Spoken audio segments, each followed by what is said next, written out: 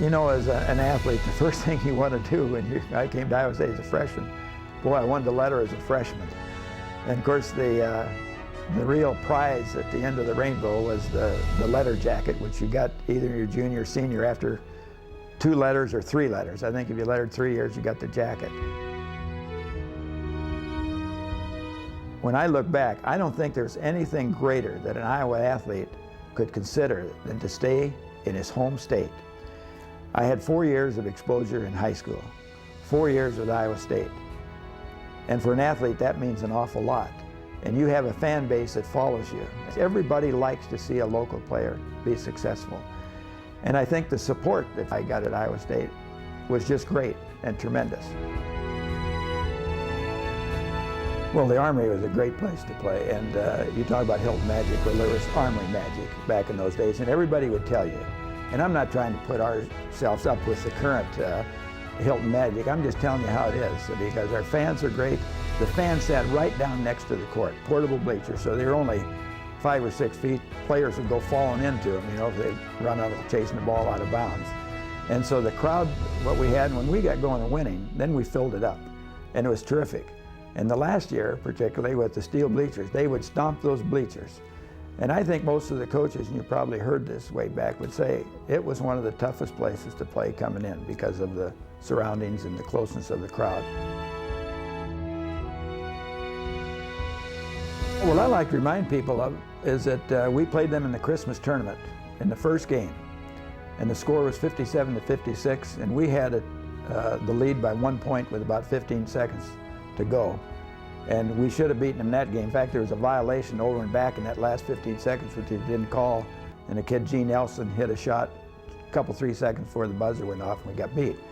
And we played them at that time with guards dropping back on Wilt and trying to double up off the guard. When they came back to Ames, Bob Lamson, the assistant coach, Bill said because he had a dream defense. We're going to drop the forwards back in front of Wilt and the center behind, whichever side of the floor he's on. And the 2 guards will zone, which is Lyle Fromm and myself, and we will chase the 3 guys out front.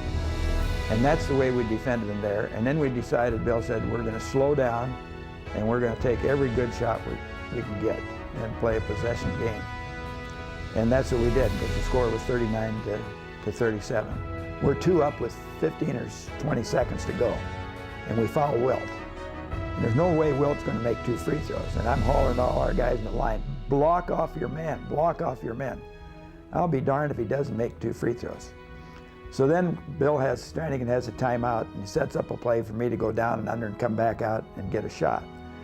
Well, they knew I was going to get the shot, and Wilt favored off and to my side and let Metzger, our center, Don Metzger, go, and Lyle Fromm brought the ball down, and I'm not open, so he kicks it over to Metzger, and Metzger puts it up. So I was on the opposite side of the free throw line from Don, so I couldn't see anything. And I think, as I remember, the ball's in the air, and the horn goes off, and the ball goes in, and we win.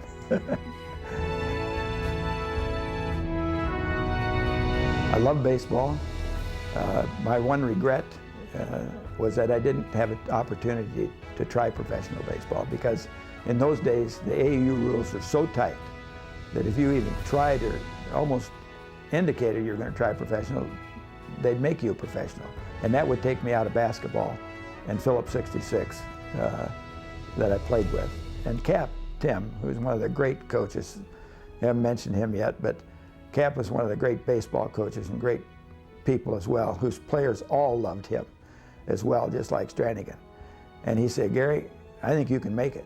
You can make it in professional baseball. And that's one regret, that I wasn't able to give pro baseball a try. You know, I've always tried to be loyal to Iowa State because it gave me a lot of opportunities. And Iowa State has been good to me. And to have an Iowa State and to see our Letterwinners club come back on campus and be a part of this institution again after being gone for a number of years is really important to me.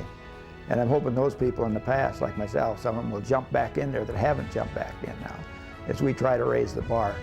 And I think for all of us that have worn the Cardinal gold, it's been a real honor and a pleasure for all of us to be associated with Iowa State.